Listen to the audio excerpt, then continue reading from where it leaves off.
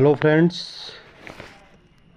this is Manoj Sharma. You are welcome to my YouTube channel English Metamorphosis.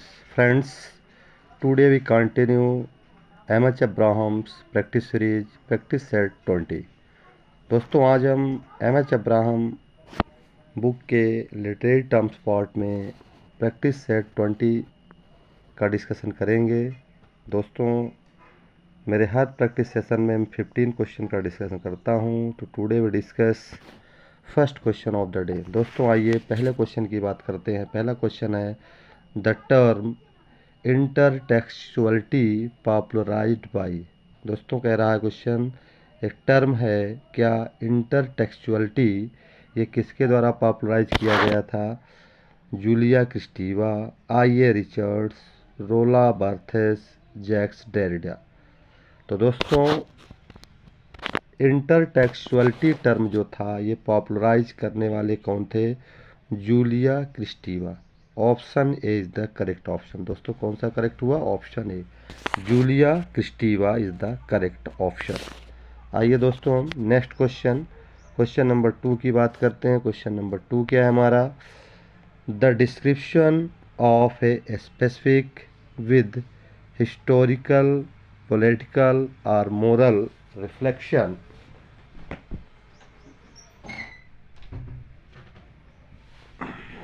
हाँ दोस्तों, the description of a specific with historical, political और moral reflections that are associated with the scene और suggested by its detail. दोस्तों इसको क्या बोलते हैं हम? ओरल पोएट्री कहते हैं, लोकल पोएट्री कहते हैं, ऑब्जेक्टिव पोएट्री कहते हैं या सब्जेक्टिव पोएट्री कहते हैं। तो दोस्तों इस स्टेटमेंट को हम जो एक नाम देते हैं वो क्या होती है दोस्तों? Local poetry. क्या होती है दोस्तों? Local poetry. The description of a specific with historical, political और moral reflections that are associated with the scene or the suggested by details is called local poetry. Option B is the correct option. आइए दोस्तों हम next question number 3 की बात करते हैं। दोस्तों question number 3 है हमारा द टर्म दोस्तों टच स्टोन की बात कर रहा, वाज इंट्रोड्यूस्ड बाय अर्नॉल्ड। कह रहा जो टर्म टच स्टोन है वो किसके द्वारा इंट्रोड्यूस किया गया था दोस्तों? अर्नॉल्ड के द्वारा। तो अर्नॉल्ड ने इंट्रोड्यूस किया था इन हिज वर्क। किस वर्क में इंट्रोड्यूस किया था? उस वर्क की दोस्तों बात करते हैं हम। 4 नाम दिए हैं, the study of poetry, Dover beach, the scholar gypsy, none of these. दोस्तों सभी ये वर्क किसके हैं? अर्नॉल्ड के हैं। इसमें से किस वर्क में अर्नॉल्ड ने टच स्टोन मेथड बताया था? तो दोस्तों अगर इन 4 में करेक्ट ऑप्शन की बात करें तो the study of poetry is the correct option. Option A is the correct option. Arnold ने टच स्टोन मेथड की बात किसमें की थी? द स्टडी ऑफ पोएट्री, यानी option A is the correct option. आइए दोस्तों क्वेश्चन नंबर 4 की बात करते हैं। क्वेश्चन नंबर 4 क्या हमारा? इन लास्ट हुआ वॉलंटेड ई नोस्ट्रा पेस। एक फ्रेज है दोस्तों, इसका मतलब क्या होता है? क्या इन लास्ट हुआ वॉलंटेड ई नोस्ट्रा पेस मीन्स क्या होता है? In his work are her peace होता है, in his beauty are our peace होता है, इन हिज विल इन अवर पेश होता है, नन ऑफ दीज होता है। तो दोस्तों इन लास्ट हुआ वॉलंटेड ई नोस्ट्रा पेस का मतलब क्या होता है? In his will is our peace. Option C is the correct option. Option C is the correct option. क्या दोस्तों? In his will is our peace. Option C is the correct option. आइए दोस्तों next question number 5 की बात करते हैं। हमारा 5 क्या है दोस्तों? 5 है overweening self confidence with leads a protagonist to disregard a divine warning or to violate an important moral law। इसको क्या दोस्तों बोलते हैं? ऑप्शन ए कैथारसिस कहते हैं, पेरिपिटी कहते हैं, हेमार्सिया कहते हैं, एनोग्रिसिस कहते हैं। क्या दोस्तों हैं? Overweening self confidence which leads a protagonist to disregard a divine warning or to violate an important moral law। दोस्तों क्वेश्चन नंबर 5 के करेक्ट ऑप्शन की हम बात करते हैं तो करेक्ट ऑप्शन हमारा दोस्तों क्या होगा, इसे दोस्तों हम क्या बोलते हैं, हेमार्शिया बोलते हैं। क्या बोलते हैं दोस्तों, हेमार्शिया। जो प्रोटोगनिस्ट में ओवरवीनिंग आ जाती है, प्राइड आ जाता है, ह्यूब्रिस आ जाती है, उसके कारण उसका डाउनफॉल होता है, उसी को दोस्तों हम क्या बोलते हैं, हेमार्शिया या ट्रेजिक फ्लॉ। तो दोस्तों option C is the correct option. आइए दोस्तों हम नेक्स्ट क्वेश्चन नंबर 6 की बात करते हैं। क्वेश्चन नंबर 6 क्या है हमारा, the best example of revenge tragedy. Revenge tragedy के बेस्ट एग्जाम्पल क्या है दोस्तों, पहला एग्जाम्पल है द टाइटस एंडोनिकस, हेमलेट, द जीव of Malta, all of these. तो दोस्तों टाइटस एंडोनिकस, हेमलेट ये किसके प्ले हैं दोस्तों, शेक्सपियर की। ये किसके हैं दोस्तों, शेक्सपियर के। और जीव ऑफ माल्टा किसका, क्रिस्टोफर मार्लो। तो दोस्तों ये जितने प्ले तीनों दिए हैं सारे के सारे ये दोस्तों किसके एग्जाम्पल हैं, ये किसके एग्जाम्पल हैं दोस्तों, रिवेंज ट्रेजिडी के, टाइटस एंडोनिकस, हेमलेट और जीव ऑफ माल्टा। तो ऑप्शन क्या हमारा सही होगा, all of these. Option D is the correct option. आइए दोस्तों क्वेश्चन नंबर 7 की बात करते हैं। 7 हमारा क्या है, बारगुअस और डोमेस्टिक ट्रेजिडी पॉपुलराइज्ड इन। बारगुअस या डोमेस्टिक ट्रेजिडी एक ही है दोस्तों। ये कह रहा कब पॉपुलराइज हुआ था, 20वीं सेंचुरी में, 17वीं सेंचुरी में, 18वीं सेंचुरी में या 16वीं सेंचुरी में। तो दोस्तों बारगुअस इपिक या डोमेस्टिक इपिक जो हमारा पॉपुलराइज हुआ था दोस्तों, वो किस सेंचुरी में हुआ था, तो दोस्तों वो हुआ था, तो एक मिनट दोस्तों, हाँ, बारगुअस और डोमेस्टिक ट्रेजिडी वाज पॉपुलराइज, कब पॉपुलराइज हुआ दोस्तों, ऑप्शन है 20वीं सेंचुरी, 17वीं सेंचुरी, 18वीं सेंचुरी और 16वीं सेंचुरी। तो दोस्तों बारगुअस या डोमेस्टिक ट्रेजिडी ये 18वीं सेंचुरी में पॉपुलराइज हुआ था। कब हुआ था, 18वीं सेंचुरी में। आइए दोस्तों नेक्स्ट क्वेश्चन नंबर 8 की बात करते हैं। क्वेश्चन नंबर 8 क्या है हमारा, इन डोमेस्टिक ट्रेजिडी में अब प्रोटागोनिस्ट क्या होता है दोस्तों, फॉर्म ऑफ मिडिल और लोअर सोशल रैंक्स का होता है, from the middle class and higher class का होता है, from the higher class society का, नन ऑफ दीज। तो दोस्तों डोमेस्टिक ट्रेजिडी का जो प्रोटागनिस्ट होता है वो मिडिल और लोअर सोशल रैंक से रिलेटेड होता है। तो option A is the correct option. Domestic tragedy या बारगुअस ट्रेजिडी में दोस्तों जो प्रोटोगनिस्ट होता है वो मिडिल और लोअर क्लास का होता है। तो option A is the correct option. Friends आइए हम नेक्स्ट क्वेश्चन नंबर 9 की बात करते हैं। 9 हमारा क्या है, ट्रेजिक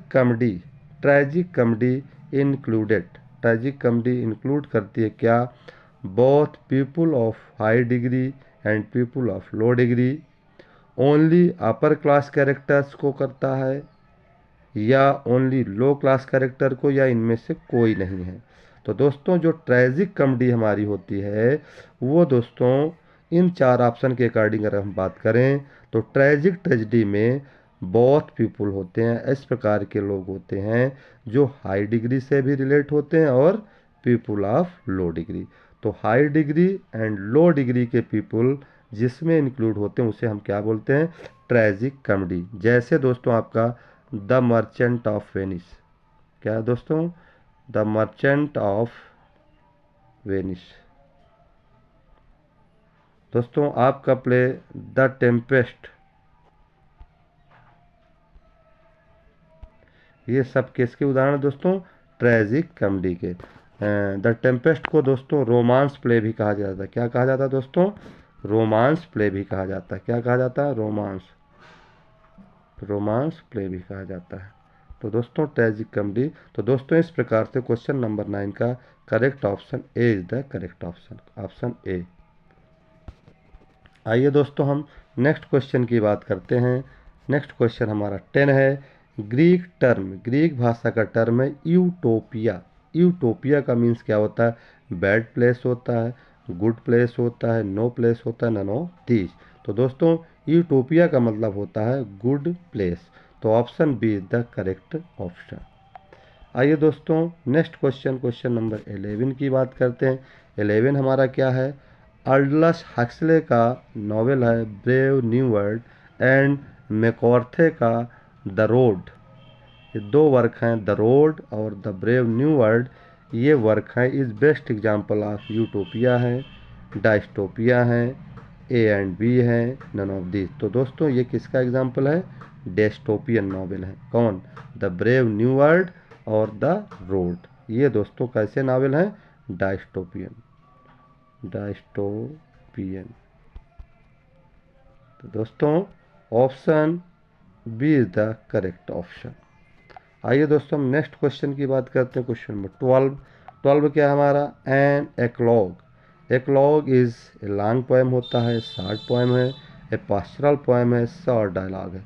तो दोस्तों एक्लॉग हमारा क्या होता है, ए पास्टरल पोएम। क्या होती है दोस्तों, ए पास्टरल पोएम। तो option C is the correct option.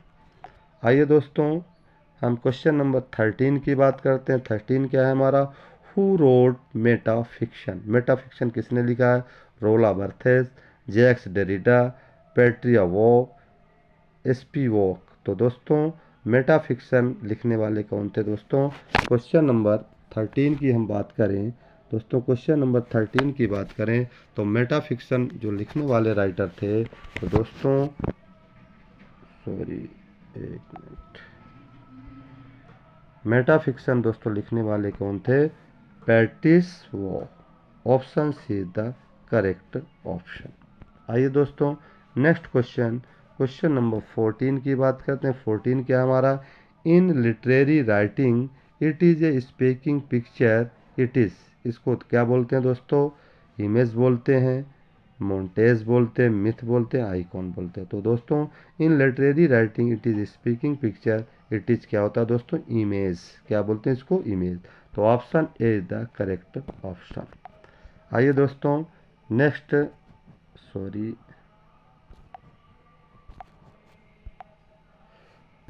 Next and last question of the session की दोस्तों बात करते हैं। क्वेश्चन नंबर 15 क्या है हमारा, a piece of writing which prevents a character's inner thoughts in known age. क्या दोस्तों बोलते हैं इसको, ऑप्शन ए इंटीरियर मोनोलॉग बोलते हैं, option B exterior monologue, option C soliloquy, option D aside. तो दोस्तों a piece of writing which prevents character inner thoughts की चर्चा जिसमें की जाती है दोस्तों, that is the interior monologue. Option A is the correct option. क्या बोलते हैं दोस्तों, इंटीरियर मोनोलॉग। तो option A is the correct option. तो दोस्तों इस प्रकार से हमने सेशन 20 के 15 क्वेश्चन कंप्लीट किए दोस्तों। आज से हमने एम.एच. अब्राहम जो सीरीज चला रहे थे, पूरी बुक के ए टू जेड लेटर के जो इम्पोर्टेंट क्वेश्चन रहे, मैं MCQs के माध्यम से, प्रैक्टिस सीरीज के माध्यम से सारी क्वेश्चन आपको प्रोवाइड कराएं जो एग्ज़ाम पॉइंट ऑफ व्यू से इम्पोर्टेंट है। और दोस्तों और भी जो आज से तो वैसे एम.एच. अब्राहम बुक मैंने पूरी फिनिश की, और इसके बावजूद भी 4-6 सेशन और मैं दूंगा जो कि और इम्पॉर्टेंट चीज़ें छूटी होंगी उनको भी मैं MCQ फॉर्म में लेकर आऊँगा। तो दोस्तों यदि मेरा वीडियो पसंद आया हो, अच्छा लगा तो please like share and subscribe my video. मेरे चैनल इंग्लिश मेटामॉर्फोसिस को प्लीज़ लाइक एंड सब्सक्राइब करें, मेरा चैनल इंग्लिश मेटामॉर्फोसिस। दोस्तों नेक्स्ट फिर हम नेक्स्ट वीडियो के साथ आएंगे, तब तक के लिए दोस्तों राम राम, नमस्कार।